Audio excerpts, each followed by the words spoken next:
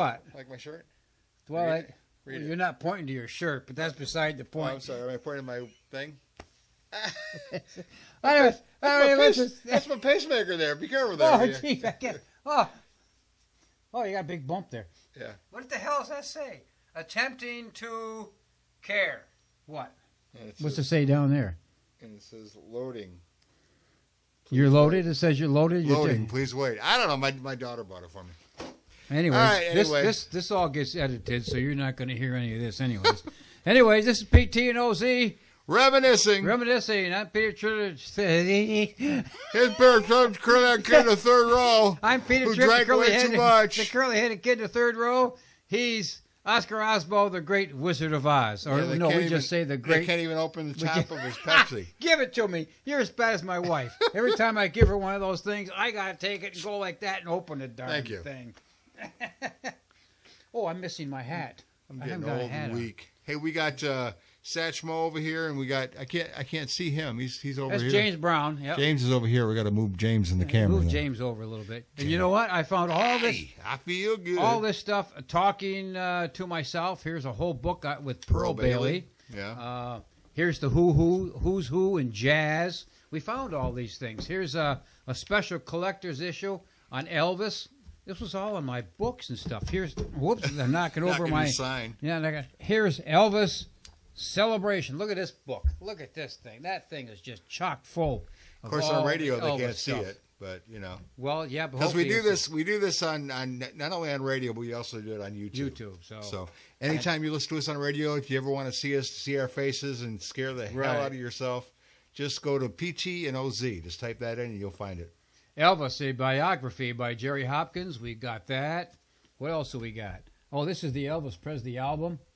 It's got the Sun record label on it and all kinds of good information. You got one covered up. We could just sit here and read. We don't have to talk. What do we got here? Oh, Elvis, what happened? There you go. We already know. I think I read that book. Yeah, we all know what happened. Is that the one that his bodyguards wrote or something? It could be. Yeah. I can't.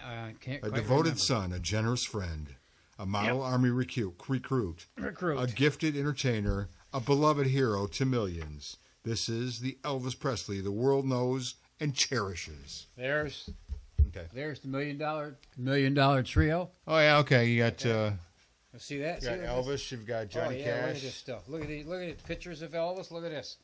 Look at that. They're loving this on radio. Of Elvis, I know.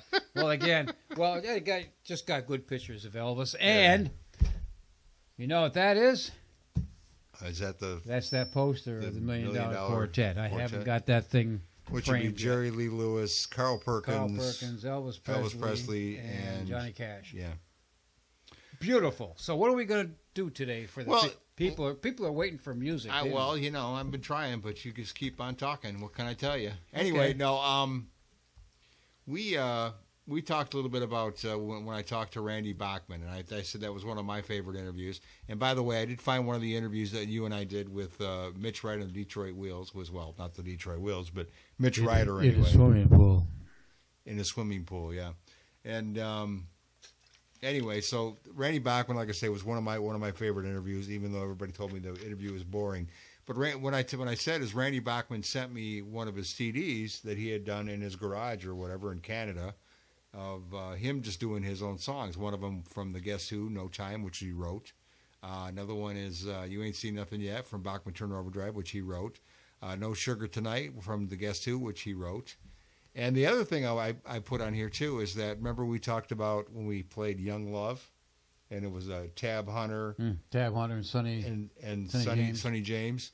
And I told you that also Donny Osmond did it. Mm-hmm. So I got Donny Osmond's version, so we got to listen to Donny too. Oh, I don't want to get sick right away. and also I got that we were talking about last week. We were talking about, or 1 week, I don't know, one of the weeks we were talking was Sweet, the band Sweet. Mm-hmm. Yeah. And I think the name of the album was Destination Boulevard. And that's one that had Ballroom Blitz on it and all that. And I told you there was a song in there called AC/DC, Some Other Woman as Well as Me. Yeah, right. Yeah. I got that one, too, so we'll play that one for you, too. Okay. And then we got all kinds of stuff. We got Roberta Flack. We've got Everly Brothers. And, you know, Four Seasons, of course, before they were Four Seasons, they were the Four Lovers, right? Was that them? Well, not exactly. The Four Lovers were a group, and Frankie Valli was one of them. Okay, so it wasn't. And then they went and made the Four Seasons, but not all of them came over to. Because when I look at the picture, you can tell which one's Frankie Valli. Yeah, Like, right. You can't mistake that. Yeah. But the other ones, Anyway, so they got the. Well, see, a lot of people out there don't know about the Four Lovers. Right, I didn't know about them. So you told me. What do you mean, Frankie Valli? I mean, I love the Four Seasons, but I didn't know anything about the Four Lovers. So. Well, it was a surprise to me when I found out too, because I heard the Four Lovers first, and then Frankie Valli. And for one day, I said to myself, "Boy, that sounds a lot like the lead singer of the old Four Lovers doing the doo-doo. You're the apple of my eye." Yeah, and sure enough, I did a little reading, and there it was. Yeah, Frankie Valli, you can't mistake that voice. No, you can't. There has been many imitations, but none like the I don't know, the guy that thing. played him in Jersey Boys was pretty close, so he did a pretty good job with it. Yeah, he did sound pretty good. Yeah, he did sound pretty good. Okay, so anyway, the people are saying, okay, stop talking, let's play some music. Okay. They don't want to hear us. They want to hear some music. Randy Bachman, and like I say, he sent me this CD, and I've got a few of the songs on it. This is Randy Bachman doing it himself. Of course, he wrote a lot of the songs for the Guess Who, and also sang, but the main singer in the Guess Who was, now I can't think of his name, Burton Cummings. Smiley Burnett. Yeah, Burton Cummings. But you remember anyway, Smiley Burnett? Yeah. On TV, the old Western show? Yeah. Well, let's not get off on a tangent. Go okay, ahead. all right. You know me. I'll get off on it. Yeah, you and me both. Okay, here we go. Here we go.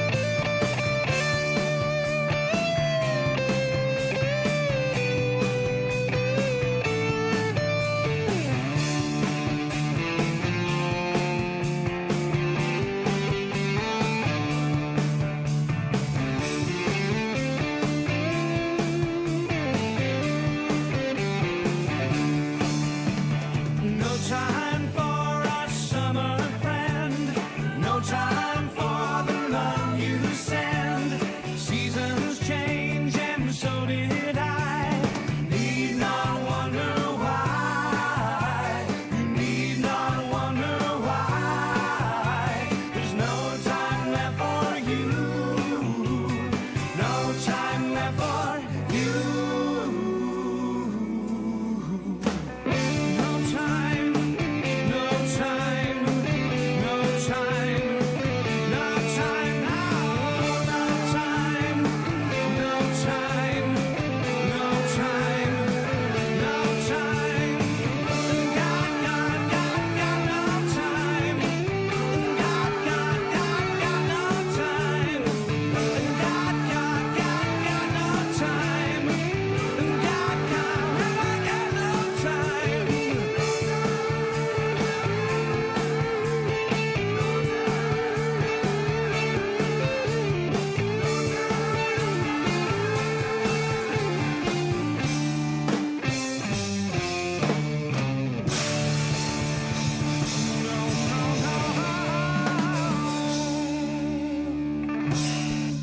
Oh yeah, baby.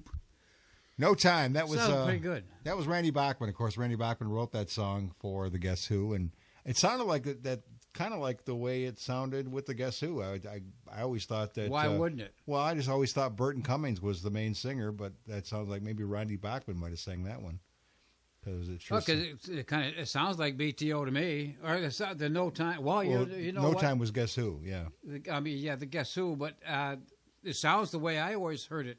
Yeah. But you're saying it Well, could have been a You different... Ain't Seen Nothing Yet. He wrote that one for BTO. Yeah. And you listen to that one, and I don't know if it sounds quite the same as, I don't know, because he had two of his What brothers. you're saying is you think he might be singing both of them? Yeah, because, I mean... With both groups?